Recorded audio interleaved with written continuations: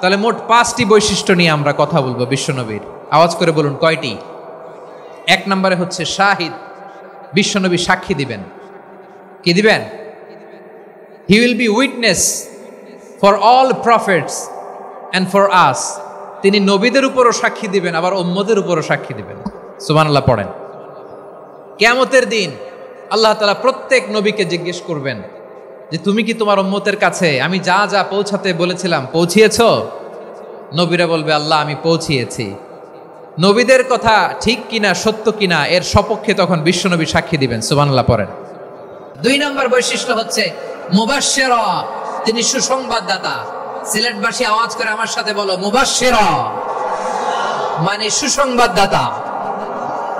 তিনি আল্লাহর রহমতের সুসংবাদ দেন, তিনি জান্নাতের সুসংবাদ দেন। এই উম্মতের মধ্য থেকে যারা গাফেল, যারা অবাধ্য, যারা সীমালঙ্ঘনকারী, তাদেরকে বিশ্বনবী আল্লাহর রহমতের সুসংবাদ দেন।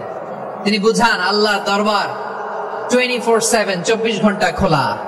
আপনি যত বড় পাপী হন, আপনি যতই অন্যায় করেন না কেন, আল্লাহর রহমতের দরিয়া, আল্লাহর রহমতের দরজা আপনার জন্য খোলা আছে না নেই?